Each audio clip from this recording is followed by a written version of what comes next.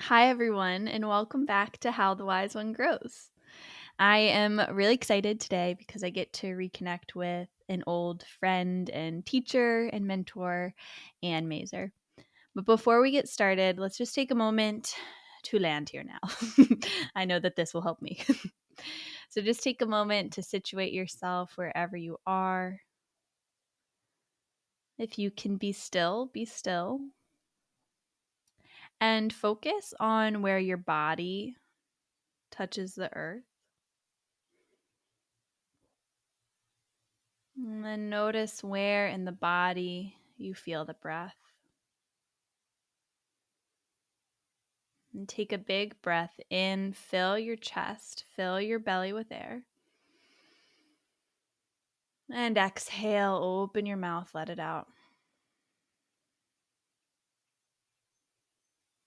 Again, inhale, fill your chest, fill your belly with air. Exhale, open your mouth, let it all go. One more inhale. And exhale. And then return to the sensation of where your body rests on the earth. And you can slowly open your eyes as you return to this space. And thank you so much for taking time to hang out with me today. Oh, thank you for having me. I'm excited to reconnect and talk with you, and this is going to be great. Yeah. So, Anne, I haven't seen for years. I think that you taught, I'm trying to remember what class it was, but you taught one of my writing classes, I It think was my that first year class of through, college. it was the one credit one through the IG, the Institute for Humanities and Global Cultures that we like met in Yes. that little house Yeah. It was such an somewhere. intimate class. It was. I loved it though. Yes. Yeah, so we met through that, and then Anne is this, I mean, I'll let you introduce these things properly, but from my perspective, Anne is this amazing runner, has a really dedicated yoga practice, and her yoga really informs sustainability in her running. And not to mention, she is also just like a badass business owner too. So we'll talk about all the things. But I am someone who always hated running. Like, I never liked it my whole life. It wasn't something I gravitated towards. But when I lived in Nashville, I was in a Mhm. time where I felt really stuck and restless. And I just started going to this really beautiful park, Shelby Bottoms, for my Nashville people. And I just would spend time running, walking, moving my body, and just fell in love with running through that. So then as I started to run it more and more, I was training for a half marathon. I reached out to Anne about like, Mhm. how do I not get hurt? How does yoga inform this? Like Yes. how can I find balance? So, I mean, the stuff you shared with me at that time was so impactful, and I really keep as an anchor in my Oh, that's running awesome. practice right now. Yeah, Yes, so that's I'm awesome. really excited to share your insight with people. Do you mind sharing a bit about yourself, Yeah, sure. your background? Yeah. Yeah. So, where do I start? So I met Holly at UVA. So I went to the Mhm. University of Virginia for my PhD in English. And then I stayed and taught there in the English department for several years after that. And then kind of all through that time in grad school, I had started Runners Love Yoga. So I started that in 2012 because running has always been really important to me. I ran in college for Notre Dame. I was actually a walk on there, but then I got good. So I wasn't a walk on like Rudy in the movie Rudy. I was a good Marine. Um, How do you also just walk on yeah. to Oh, professional it's or, like, college no, running? It's it's ridiculous. really hard. So I came here for my PhD in English, and I thought I was going to be an English professor, but I kind of had this plan B side gig, which was Runners Love Yoga. And I had a friend from high school who had just graduated from film school in Boston.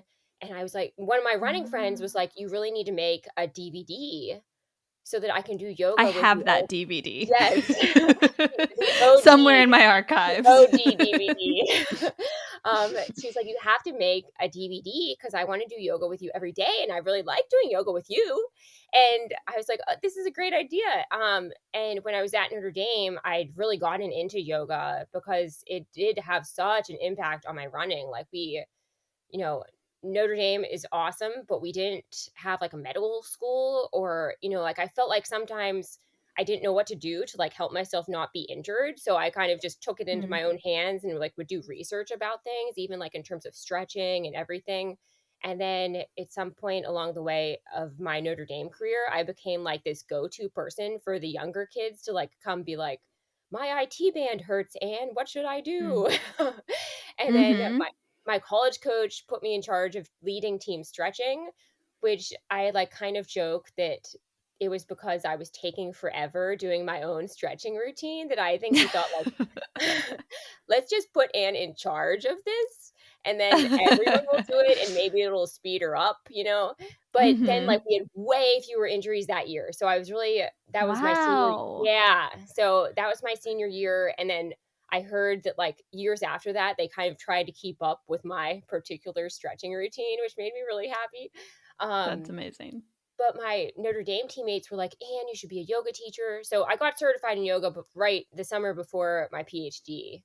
And You just decided to keep yourself completely busy all the yeah, I time. pretty much did. But I feel like getting that yoga certification was so crucial for my PhD. Mm. Like Yeah. I graduated fastest of anyone in my cohort. I felt like I was a Wow. lot less anxious. Like, I think it's those Mm. times where you feel like you are so busy that you can't possibly fit one more thing into your day. Where if you like force yourself to take a time out for yoga, like even Holly at the beginning of the podcast, how you kind of take the time out and just like ground yourself. Like, if you give yourself space for those sort of things, it like makes everything else that you're doing that feels like quote unquote busy, like way easier. So Mhm. I'm so thankful for yoga, not just for helping me with my running, but even like my whole PhD was so much easier. Like I definitely didn't tell the English Yeah. department how much I was teaching yoga either. It was probably not Yeah. allowed. Yeah. um I think there's, like I can't remember who says this quote, it's missing yeah. my brain right now, but they say, like, "Oh, if you say you can't meditate for 20 minutes a day, you're too busy," like, Yeah. "Okay, meditate for an hour a day," you know? Yeah, no. Like, it doesn't take time, it's gonna make time for Yeah. you. It started with that initial DVD. So I had a friend who graduated from film school. I flew up to Boston during a spring break in grad school and she helped me film it. And we filmed that like outside a lake in Providence, Rhode Island. And Mm, that first one went really well. And then right about that time, I met my future husband, Philip, and he's in the clothing industry. And he's like, why don't we make a Runners Love Yoga singlet? So it started with like this one singlet. So from that initial singlet, like just the activewear side kept growing and growing.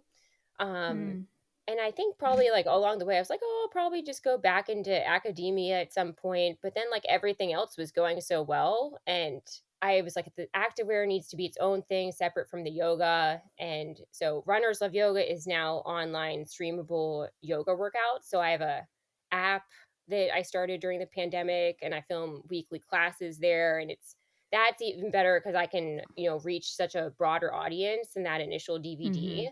And then the activewear is now Relay Active. So we give 1% to animal rescue, and it's all like local small groups. So all the people that I'm benefiting like really can benefit from what I'm giving them. Yeah. But yeah, like my favorite part of my job is like the creative part, like multiple creative outlets. I love, the ability to teach yoga and film it, and then you're like able to share it with more people. I feel like this is probably something I've said on this podcast before, and it won't be the last time I say it either. But the worst advice I've ever been given, and I've Mm, been given it a lot, is like mm, just pick one thing and stick to that and be the expert at that. But for me, yeah. that's always felt they have so many passions and so many things that I love that it's like that I'm not whole if I'm not Yes. incorporating all of these elements in some way.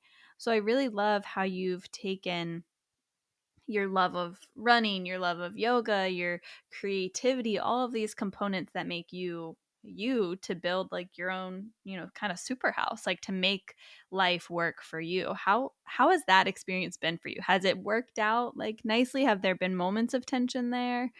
Um, that is such I really like that you bring that up because I feel like that is so true that especially nowadays, like even children, it's like pick your sport, child, and then you can only do that sport. Yeah. Or like on Instagram, there's all the advice like to niche down and like only be Yeah. one thing on Instagram and then the algorithm helps you out. And I'm like, but I can't do that Mhm. because But I I'm like not an algorithm. Like, I like I'm a all these person. things. So Mhm. yeah, that's always been interesting, I think, for me, like even in the, whole academic thing, like I was in academia for 10 plus years and Mhm. I've sometimes felt like there was this expectation that you couldn't be anything but an academic, which was not me at all. Mm. Um, Mhm. yeah, I think you're like this too, Holly. So I understand why you relate to this too. Yeah. Yeah, it isn't always easy because I think a lot of people do kind of specialize in one thing, and then you're like, "But I do 5 things," and Yeah. I don't know, it makes it so much more fun and exciting, so I kinda don't worry about, like, I guess, what other people might think if I'm doing quote, unquote, "too many things," like, I'm Mhm. having fun, so who cares? Yeah. It is definitely sometimes kind of stressful 'cause, you are kind of balancing a lot Mhm. of different avenues, but that just I don't know, a small price to pay, I guess, for being able to also, like, have fun with so many different outlets. Um, Yeah. yeah, How do you keep it fun for yourself? Because that's yeah, also something I've ran into is like making yoga my profession, making yeah, ceramics my profession. There came a point where it was like this thing that is so healing for me. uh-huh, Now I don't get that same healing from because there's this work and this pressure around it. So yeah, I've been really trying the last couple years to like bring back that healing and that joy and uh-huh. connection to those things. Is that something you've I experienced? know what you mean because I think I don't know, the thing that first comes to mind for me is when people talk about this with running. So they'll say, Mhm. I'm not a professional runner, but I'm pretty fast, but people Yeah. faster than me, people faster than me who are actually professional runners have said, they actually function better with their running when it's not all that they're thinking about, when it's Mm, not like their running is their only work, like, they'll do better when they have a side job or something so that it takes their mind mm, off of it, or they're more relaxed in their approach to running because they don't, in a way, have all that pressure on themselves. So, I know what mhm. you mean too, because it's like, you have to, at the end of the day, also be able to support yourself, like, you Yeah. have to make money Yeah. to be able to do what you love, which is hard. It's like I don't say starving artist thing, but it's you have to at the end of the day also like make ends meet and be able to pay your mortgage. So Yeah, it's a it double-edged sword. yeah, so I understand. Like I love to sell more clothes so that I can make more fun colors. Like sometimes I'm Mhm. like, okay, I can make this colorway, but I can't make these four yet. Um, Yeah. I think it just you have to this is actually where I think having a lot of outlets is helpful. So you just Hmm. have to focus on like the one that is going right, at that time. Yeah. Just remember the things that are going right, and then Yeah. the things that aren't going right, you have to figure out solutions. But at Mhm. least I think with having many outlets, it like gives you more possibilities for things that are also going wrong, but Yeah. I'm gonna think about the good things I in my many yeah. baskets working at once.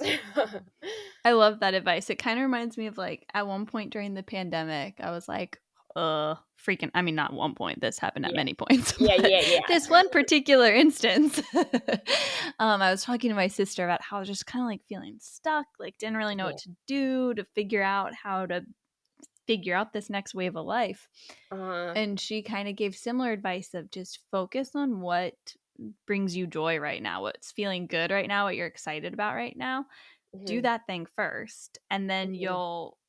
you'll have more energy and creativity as you go into the next to figure out those next steps and pieces. Yeah. even when I was a math English double major in college, it's such a weird combo, I know. But it was weirdly very helpful to have both of them because it was like Mhm. when my brain literally got like too tired to do math, I would just switch and do English.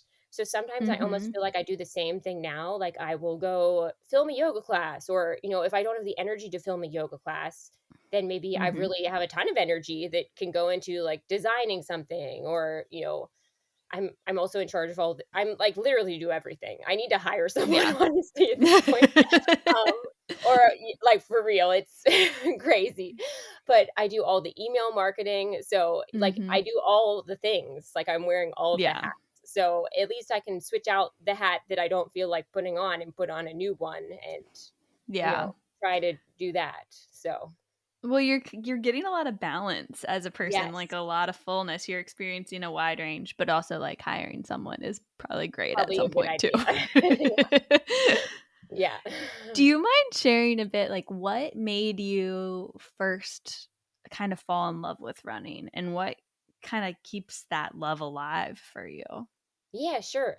So I first fell in love with running. I always wanted to be a good runner, but I wasn't. Mm. So even in grade school, so I was a year younger than everybody, and I've always been like kind of on the smaller side.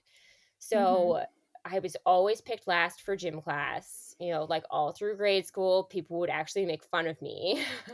Like, No. oh, Anne is so slow, like all, like no one in a Who's billion laughing years. now? I know. Yes, I know. So, like, literally was Mhm. picked last for gym class, like, kindergarten to 8th grade, and Mhm. I went to Catholic school, and even in 2nd grade, I still have this journal that I would write. We would write this journal. I love that they made us do this, by the way. But Mhm. we would write, like, "Dear Jesus," and, like, you could tell Jesus anything. And I would always tell him about the books I was reading, which I think is hilarious. And then I would tell him, Yes. like, "Dear Jesus, could you please help me to be faster on the playground?" Or, like, "Can you make me faster?" Like, so I actually wanted to win a ribbon at field day in the 100-meter dash. Wow. Like, but lo and behold, I was not a sprinter, like, that was probably never gonna happen. Uh-huh. So, I never won, my ribbon at field day. But then in high Mhm. school, I started running cross country. I had started swimming in 6th grade, so swimming was my first Okay. sport, and, like, the first sport that I really fell in love with, and I love swimming. I still love swimming. I swim, like, almost every day. I love being in the water. I think, like, the water is so therapeutic. So I started swimming Mhm. in 6th grade, and then I started running cross country in high school, and I found out that, like, kind of surprise, surprise, I was actually really good at this. So Mm. when I was in high school too, like, totally different crowd than my grade school, and we would run these warm-up laps around the high school and before we go off on our run. And I just remember, like, loving this because I was then known as, like, the fast girl, which was new for me, Nice. and I would be, like, running, like, beating all the boys, like, during the warm up, like, without Yes. trying, and then everyone else in Mhm. the school is, like, out there at front waiting for their buses, and I'm like, "This is so," like, including a Like, "This is couple my time people. to shine." Yes, including people who I went to grade school with. So, I Mm. I think, like, just honestly, in high school, when I found out, like, surprise, I'm actually really good at running. Um, Mhm. it was just, like, I don't know, almost like sweet revenge against, like, everyone who was mean to me in grade school. Yeah. Yeah, it was great. So, it's fun to be good at something, and Mhm. it was something I always wanted to be good at, but was, like, not, unfortunately, not good at. I also love what you talked about when you said how you got into running because I Mhm. love being outside. So I think a big part of, especially now, my joy in running is, like just being outside and exploring. Yeah. And I can tell you I haven't been on a treadmill in like more than a decade. Like I just refuse to run Yeah, can't run indoors. on a Like treadmill. I Yeah. just don't do that, like I just go to the Yeah. swimming pool at that point if the weather's that bad. Yeah. But I love being outside. I feel like that's like my outside time. I spend so much time Mhm. on the computer, like doing other things that like I just need to be, and I think of good ideas when I'm running. So Yes. it is part like meditative somehow for me. I give my brain a break from everything. I don't bring my phone on my run most of the time. It's 100%. yeah. So it's a nice break from the craziness that awaits me when I return home. Yeah. I feel like there's a really interesting parallel that comes in with your success with running Mhm. because that relates to your professions too. Because to my understanding, and correct me if I'm wrong here, but it seems like such a key component to the ways you've excelled in running. And right, like I think if I'm remembering correctly, like you really started to get better at running when you left college. Like that's when you started to get your fastest times. And Yes. it seems really interesting to me that it's like by not just focusing on running alone, by incorporating yoga, by Yes. incorporating swimming, by having Uh-huh. like a really full, seemingly balanced life, that's how your body has succeeded too. Oh, 100%. I would so yeah, you're totally right. So I all my PRs are from after college, and most of them are pretty recent too, like within like the past 2 years. Um And I looking back on my college self, I guess what I'm trying to say, my college self would be shocked and would not believe that I'm able to run as fast as I am now doing the workouts that I'm doing or actually not Mhm. doing. So, Yeah. yeah, my training is definitely very unconventional, and I think I'm proof you just have to find, like, what works for you. Like, I'm literally not doing any running workouts except for races. And Mm. I mean, long runs if you count just, like, going the distance. So, Mhm. yeah, and then I'm just doing, like, swim workouts because I like swimming, and I really Mhm. like swim workouts, they're fun. And Yeah. I'm doing yoga, so it's this weird, like, trifecta of things that I found works for me, and I'm running definitely way less miles than I was in college, so, in college, I don't know, depending on who you would talk to, they would say I was low mileage in college too, but I would get to, like, the low 60s in the summer, which I think that's a lot. That's a lot. That's a ton. That's a Yeah, ton. A and week, right? You're talking yeah, about a yeah, week. so I'd be, Yeah. like, in the low 60s for, maybe a month in the summer, and then in college, I was definitely, like, upper 40s, low 50s most of the time, and I think for this last marathon cycle, I, like, barely hit, like, maybe, like, 43 or 44 or something was my highest, but, like, Mhm. in general, most of the time, I'm in the 30s, so and that's Mhm. easy, but For you. yeah. But what Yeah, I so think is really cool is it seems like resting has been yes. a such key component of your success as well. Like that's do you mind leaning into that a bit? Yeah, sure. So, well, after every marathon, some people are, like, shocked, but I take 2 weeks, I don't run at all, and Love that. I feel like in college, my, like, mental state about that would have been a lot more anxious. I have been like, "Oh my god, I'm, like, losing all my fitness," and I think part of that is just, like, you're getting wiser as you get older and, like, the more I've Mhm. trained, I know that, like, my fitness is not going to just evaporate overnight, and Yeah. rest is just such a key component of every training cycle. Like, it kind of makes sense. Like, you don't go out and like blast every single run that you're doing every single day. Like within the Mhm. weekly cycle, you have days where you're going a little easier or, um, yeah. So even seasonally, like building in those periods of larger rest, I think, I'm 37 now. I like to think I don't look 37. You But don't. uh, I did have someone like every semester, Holly, someone's like, "What year are you?" And I'm like, "Yes, I still I Still still got have this." it. I can trick somebody.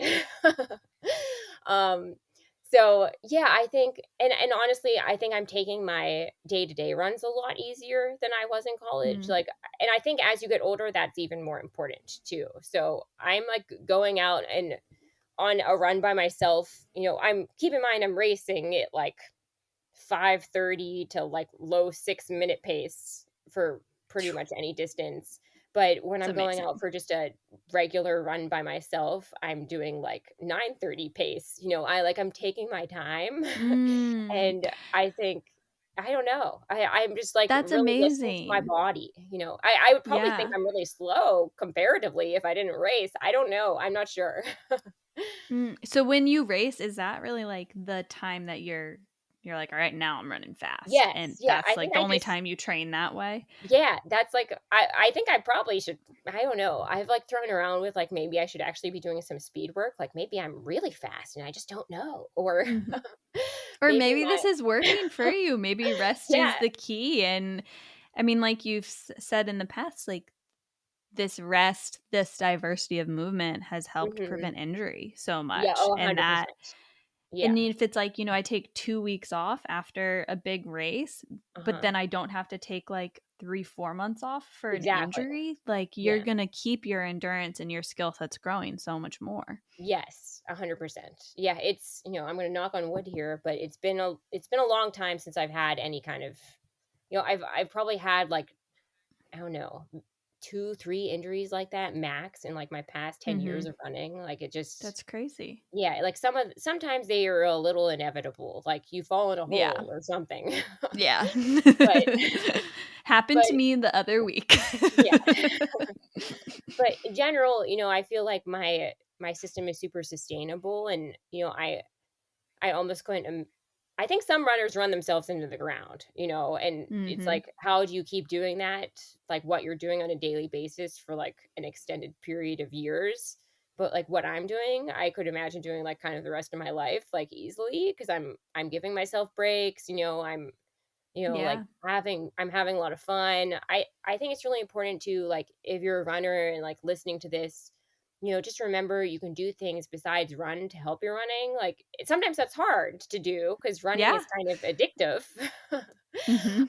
Definitely. But whether you're swimming or like going to a Zumba class or like going to some kind of strength training class, like anything you can do to kind of strengthen your body for the runs itself, that's also giving yourself a break from the pounding, I think is helping, you Mhm. know, and definitely do yoga. I don't know how anyone survives without yoga, honestly, Holly. Like Oh, yeah. how did they do it? I would not be able to handle life.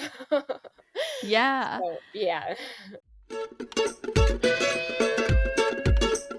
If you are a runner or someone who loves movement, or you just love some athleisure wear, we have a special offer for you. Anne of Relay Active is offering How the Wise One Grows listeners 15% off your first purchase. Not only will you look good, but you'll also feel good when you're rocking your Relay Active gear because your purchase supports a small woman owned business and helps to support local animal shelters. So if you want to get your own Relay Active gear, they're bright, they're colorful, they're vibrant, they're comfy. Use the code all caps wise one at checkout for 15% off. And there's a link in the show notes that you can click as well. You talked about like, this key component of rest. And like, I think because you've kept rest and like joy in the Mhm. heart of your running, that's what keeps you like going and succeeding and excelling in it. Do you Yes. feel like you apply that same mindset to your work? Like, do you feel like you give yourself breaks with that, even when there's like the millions and millions of things you have to do as a one woman show running like these businesses? How do you bring in that rest? Uh-huh. And then I want to go into yoga, but let's talk Okay. about that rest a little first. Yeah, that's sometimes hard because I feel like Mhm. if you're wearing a lot of hats, it's kind of what I said before. It's like maybe this part of your brain that does these things, that part is tired, so then you switch and you do something else, and that part of your brain Mhm. feels like I'll feel fresh. It doesn't feel like I'm like running myself into the ground, It's kind of like cross training. Yeah. So I think that both, like, helps me, like, weirdly rest while I'm doing things, but then I also am like, Mhm. "Whoa, I actually need to, like, rest." Yeah. And that is hard. So, I don't know. I think I've tried to really just, like, s take time at the end of the day where I'm like, "Okay, we need to just shut things off." You Mhm. can't be looking at your computer at 12:30 at night, like, "Let's Yeah. go to bed," or, I've been really conscious about giving myself space where I'm not doing anything work related at night. I actually think my cats have Yeah. been helpful for that. Like my cats like make me Yeah. appreciate the little things, Like they're Yeah. so cute. The But best. they'll be like looking at a bug, and I'm like, wow, that bug is pretty cool, you know? Mhm. I should look at that bug too. Yeah, exactly. So that I think is something that is definitely really challenging though, especially in this day and age. I feel like in this like TikTok driven era, people are very like even more go, go, go, attention deficient than, like Mhm. 5 years ago. And we're supposed to somehow like just be robots and just not stop. And I don't Yeah. know. My husband also works from home, and I think he's even more of a workaholic than I am. He doesn't do Mhm. yoga, even though I've tried. So I feel like having him next to me and I'm seeing him work too much, it makes me be even better about like, okay, we both need to take a break, and I'm going to force you to Mhm. take a break right now. And, So that'll so force me too. yes, exactly. Yeah. So what role has yoga played for you? Like beyond, cuz right, I can see a lot of runners particularly Hmm. being like seeing, oh, yoga is stretching, but Yeah. they're different, right? So Hmm. how do you how did you find the difference between stretching and yoga, and then how has yoga asana and the whole practice of Yeah. yoga informed your running and the way that you navigate your work life too? Uh huh. Well, what's I was thinking about this question because this was on your list beforehand, and I'm like, Mhm. what are the differences between yoga and stretching? And I mean, the obvious one is like the mind body, like stretching is just moving your body, and then yoga is, Yeah. you're like moving with your breath, you're like stretching, with your breath, you're like thinking about the whole thing. And I think it's really just the main difference is almost even like the body awareness that comes with it, Mhm. like with the whole mind body connection in yoga, in stretching, I feel like, and I also think when I was thinking about this, that it depends on how you stretch, right? Like, I think there's probably some people who stretch who are actually doing yoga and don't know that they're doing yoga, Mhm. you know? Yeah. Um, when I very first got into yoga, this was in high school, and I would just go stretch in a room by myself, like, to a Destiny's Child CD. And Yes. I was like, that was what I would listen to. I had a Destiny's Child CD, and I would put Destiny's Child on and just go stretch, and I did it because I thought it would help Mhm. my running because I was at that point not flexible. And, Mhm. in looking back on that, I was, quote, unquote, "just stretching," but I really was, like, and maybe this is just something to do with like how I am as a person because I'm super like reflective and I don't know. But I think when I was just stretching, then I actually was doing yoga because I was like by myself. I was like really taking a time out. Like I loved my stretching time. Mhm. So I was kind of already tapping into the whole, you know, sense of peace that you can gain from yoga and a sense of way more fine-tuned body awareness you can get from yoga just by like taking that time out. So I Mhm. think a lot of it has to do with your approach to the physical movement and what you're doing. Yeah. Yeah, the mindset and intention there is such Uh-huh. a key component. Yeah. And then does the mindset and the practices you've gained from yoga, is that something that's helped you like achieve these big goals, getting your PhD, running these Oh yeah. crazy races and setting these big goals? Does that play a role?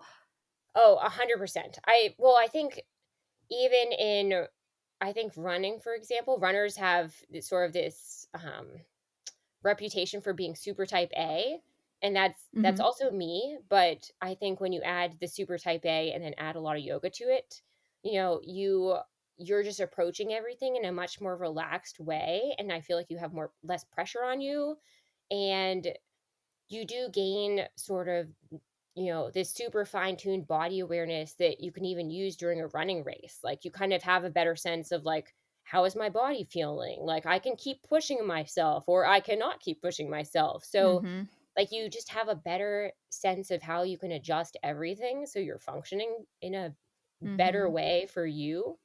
Um, does that make sense? Yeah, well, Yeah.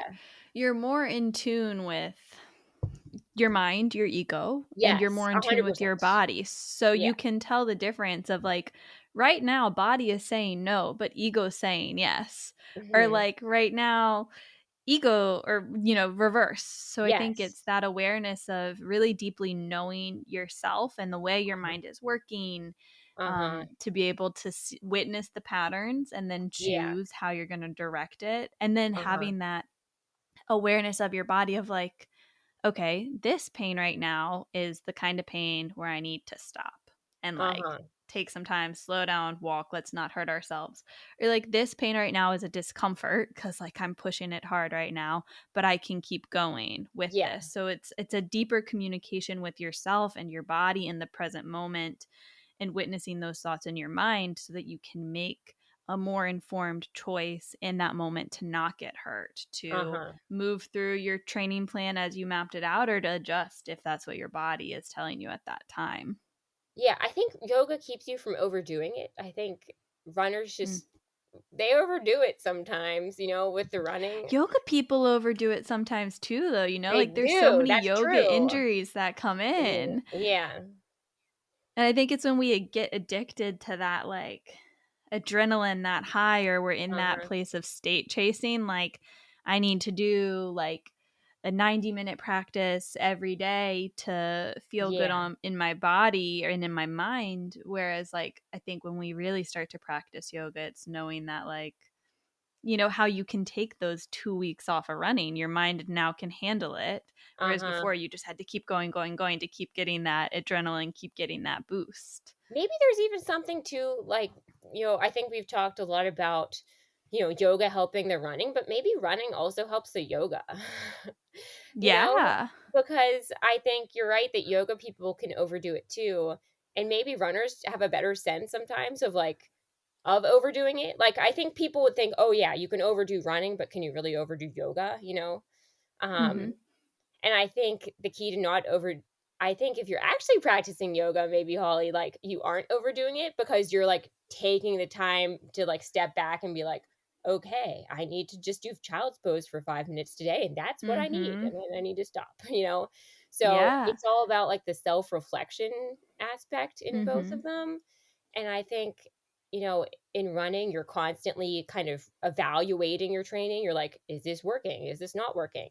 Whereas Mhm. yoga, maybe you're just going and doing it in a weird way, you know? Yeah. I mean, Yeah, I will say I think running has helped my yoga in the broader sense. Like, before yeah, I got into running, I was on the mat, hardcore, like, Ashtangi mindset. I can only do this type of movement, yeah, like 90-minute minimum a day. uh-huh, And then when I started running, I started finding joy in yeah, it, and I was like, "Wait, I'm having more fun. I'm putting less pressure on myself here because this is something I don't expect myself to be good at or have yes, any wild goal with, yeah, aside from doing it."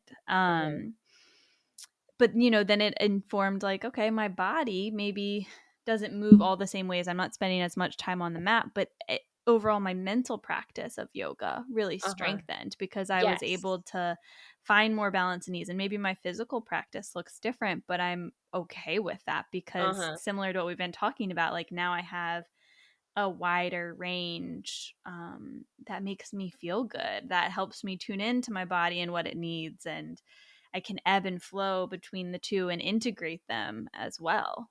uh-huh.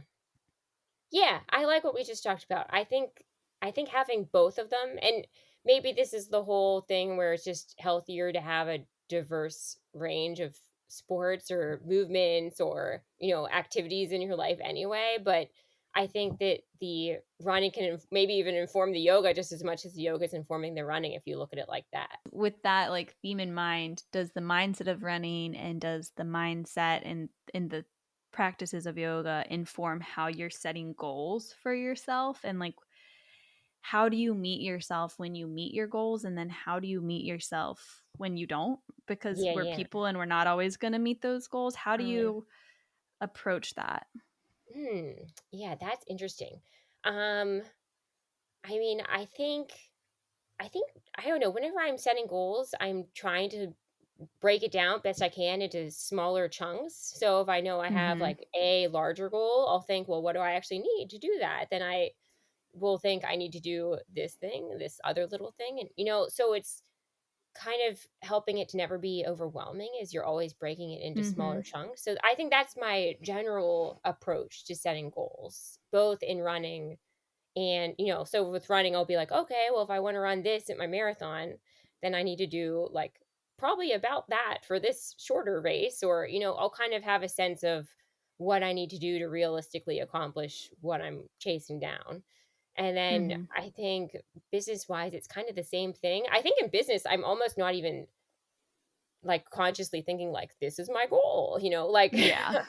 I'm just thinking like this is what I want to do, and then I need to do XYZ ABC, and then I get, then that will inevitably follow. So yeah, it's it's funny thinking about goal setting and comparing like sports versus not sports. I Yeah. think I think I'm almost like not even realizing I'm doing it in the not sports arena, but I'm doing the same thing. Yeah. Yeah, it's probably just so ingrained with the way you approach everything Yeah, that, I like, think it you're right. just flows with what you're Yeah, doing. yeah. I think it's I don't know, and in terms of, when you meet your goals, I don't know, I'm just a happy camper after that. And then, Mhm. and then take a break, give yourself a pat on the back, and then you go chase something else down. I think it's definitely harder when you don't meet your goals, you then have to take a step back and be like, what went wrong here, Mhm. what but try not to beat yourself up. It's Yeah. I think people are hard I on th themselves, me included, but Mhm. I yeah, you think can't that tell them element that. is so key. You have to have, like, some fierce self-compassion there. Like, I'm not gonna beat Yes. myself up about Yeah. this, and because I think often we think, like, if I'm hard on myself, then I'll achieve the goal, but if I'm soft Yeah. on myself, it's not gonna happen. But Yeah. Dr. Kristen Neff talks all about compassion and how that Mhm. increases our willpower and motivation. So when we can be really, like, gentle, but, like, nurturing and in a Mhm. strong and powerful way with ourselves, and we can keep working towards those goals and those big things even when we don't meet it in that initial moment. And I think Yeah. that's really cool about what you say about how you have, like, an overarching goal, but then there are all these baby steps along the way. Like, it's more Mhm. of these bite-size things that you can achieve, and then if you don't, it doesn't mean, like, you fell down the ladder. It's like, "Okay, Uh-huh. now just move over here, and, like, we'll start working this way," and maybe the end looks a little different, but the whole thing isn't a wash, like, that. Yeah. And I think that's where yoga can come in too, is, like, that psychological flexibility to adjust your goals as you're moving through it. Yeah, and I think it's also hard if you don't meet your goals, not even just beating yourself up, like that sort of thing, but you're disappointed. So, like, how do you get Mhm. over being disappointed? So sometimes you have to just give yourself this space to feel bummed out, but Yes. then, like, make sure that you get out of that space and, remember that there's things you can do so the next time it's different and, it Mhm. turns out just how you wanted or, better than it just went. Yeah, 100%. I think I really appreciate you naming that, like, holding space to, like, kinda, like, mourn that loss of, like, "Man, Yeah. I worked really hard for this thing, and I didn't get the result I wanted." Like, let Yes. yourself feel that disappointment, Yeah, because I but think don't that let it's that actually disappointment stop you. yeah, you don't wanna feel guilty for feeling disappointed, which I feel like is how, Mhm. like, we're almost trained to feel, like, sometimes you're supposed to move out of that space so fast, and I'm like, "No, I'm Mhm. actually bummed out, like, let me be bummed out for a day, and then Yeah. I'll make sure I get out of it, but let me feel this, and then I can move on." So, Yeah, and yeah. that's probably, like, where the mindfulness and yoga comes in too, like, feeling that discomfort, not resisting it, Yeah. and then continuing on. Yeah. What advice would you give someone who is into yoga, but Uh-huh. not into running, who maybe Uh-huh. wants to start running, and then someone who's a runner but isn't interested in yoga, how to start incorporating Mm. yoga? Oh boy. So let's see. We'll start with the runner who's doesn't do any Mhm. yoga first. So I I mean, I just think like if you're a runner, you have to be doing yoga. It's going to just make your career in running so much longer. Like if you're already running, you love running. And if you add a little bit of yoga to that, like it doesn't need to be like an hour a day. Like if you do 15 minutes of yoga a day, that's still going to, that adds up to almost 2 hours a week. And Yeah. it just makes such a difference in how you're going to feel in what we're going to call your primary sport. So if you want to keep running, you need to do yoga because it's going to let you keep running. And Mhm. you're going to just feel healthier and stronger and faster and more flexible, and have start to cultivate that mind body awareness that we're talking about, that just makes you like a more adept human being at dealing with everything. So Mhm. um running can be really challenging, and I think it's so helpful to have yoga in your toolbox to meet all of those challenges, whether it's like you have to take a break because you're injured, which hopefully yoga will help you to not have to do that. Mhm. um, or just from the mental side of everything, like I don't know why anyone wouldn't be doing yoga. And then the other thing I'll say is, I've sometimes heard from people who they're like, "Oh, I tried yoga and I didn't like it." Like, you need to just find the teacher that's right for you. Like, there's a teacher out there for everybody, and don't judge yoga as a whole by like the one class you went to. Like, you have to just keep trying different styles, and there's Mhm. a yoga style and a yoga teacher out there for everybody. So Yeah. you have to just keep looking until you find that, and then when you find it, you're gonna know, and it's gonna be great. And they Yeah. can always they can do yoga with me if they can't find. Yes, you can. So, yeah. The links will be in the show notes. Yeah. And then for the yogi who wants to get into running, I would say, like, one thing that I think is really helpful for beginning runners, because I teach running for fitness at UVA too. And, not that like everyone coming into my class is a yogi, because that's not at all the case, but I get a lot of people who are brand new to running, is to just get a friend to come with you. So, Mm.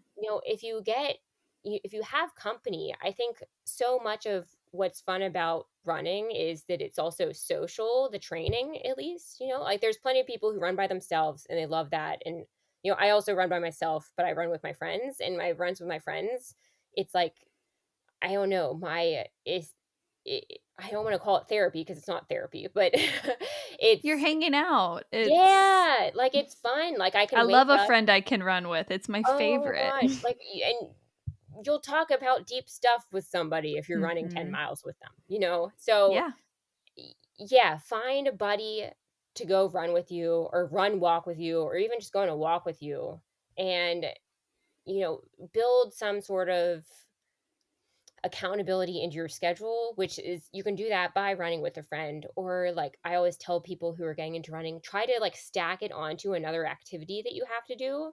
So if Mm. you have to be like it someplace in the morning at a certain time, run right before that. So that's when you like have to do your run. Or, Mhm. bring your running clothes and your shoes with you, so run after work. I think that's harder though. Mhm. 'Cause you're Yeah, it tired. is. Yeah. Yeah, so, and remember, like, you don't need to be running, 30 miles a week right off the bat. Like, you can run 3 days a week and go out there for, like, half an hour, and run, walk as long as you need to. So I think, it's important to remember, like, you can do running your way, and you don't need to be doing, a ton of running to be a runner, you know? Yeah, Yeah. definitely. And then one final question is for people who say that they just, like, don't like exercise, they don't Uh-huh. like movement, like, what would be a good stepping stone? Like, what would be a why? There's Mhm. the obvious whys, but, like, Yeah. what is something maybe deeper of, like, why should someone be curious about incorporating more movement into their day? And then what might be a good place to start? How can they find that within themselves? Yeah. I think anytime you're starting, it's hard, right? Mhm. Um, and then I think if they found that they think they don't like moving, they actually really do like moving. They just haven't done it long enough yet. So if Yeah. you talk to any runner, like if you're coming back after an injury or something, those first 2 weeks back, you're like, how did I ever do this? Like, this feels impossible. And then Mhm. you get to sort of like this 2-week mark, and you're like, oh, yay, I can go run and it feels easier, like not that it's ever going to be easy. Mhm. Um, but I think just sticking with it and, like, seeing it through, whatever form of movement it is, like, see it through for a certain period of time. Like, let yourself actually try it, like, not just once. Yeah. Not like And one bite. yeah, not the one bite. Let's have Mhm. the like third of the pie or something. Yeah. and and then evaluate like whether you like it or not, and you'll probably find out you like it. Like there's a certain amount of tricking yourself that goes into exercising sometimes, Mhm. like I don't know, like during grad school I'd be really tired and I would tell myself like, okay, I'm going to go out for like just a short little run, like 15 minutes, and then like before you know it I would have run for like 45 minutes. So I think Mhm. sometimes the hardest part is also just getting started. So just like give yourself, like set yourself up for success, like make sure that it's at a time of day or a time of the week, or like do the little things that it's not going to be easy to just like skip whatever it is that you're trying, and then allow yourself to Yeah. like really fully try it and then evaluate whether you like it or not. And it's okay if you don't like running. Like you Yeah. find something that you actually like, like Mhm. I love swim workouts, so I do swim workouts. Some people would think that's crazy, but I like the swim workouts. I think they're a lot of fun, and I like just feel so empowered after a really hardcore swim workout. But I don't really like running workouts, so I just don't do them. Mhm. And like if you just do the things that you like, it kind of works out anyway. So yeah, that is, I I love guess, would that. be my advice. That's great advice. Thank Yeah. you for sharing that. And how can people stay in touch with you, support you and your work, maybe get some Relay Active gear? Oh, yes. So my personal Instagram is at Runners Love Yoga, and then my Relay Active Instagram, it's for the company, is at Relay Active. But they can do yoga with me at runnersloveyoga.tv. So they can just stream it right from their computer. But we also have apps for iOS and Android. It's just search Runners Love Yoga in the App Store and they'll find me. There's like almost 300 yoga classes in there now, and I have a 16 class yin course in there. It's amazing. I have it all in sorted into little categories so you can find exactly what you're looking for. Like go check out Relay Active. It's relayactive.com. And they'll find all sorts of awesome active wear there too. Awesome. Thank you so much.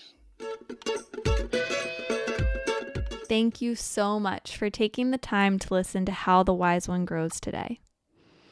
If this podcast has been impactful in your life, can you support it by following and subscribing to this podcast on your favorite streaming platform? This will make sure you never miss an episode. All you have to do is go to the show page for How the Wise One Grows and hit the plus or the follow button in the top right-hand corner. While you're there, go ahead and leave a review, preferably a 5-star review, and share an episode with someone you love in your life. And if you want to support even further, you can join the How the Wise One Grows Dream Team and become a part of a group of magical people who support this podcast every month. And you'll even get a special shout out in an upcoming episode. Until the next time, let's keep taking it one breath at a time.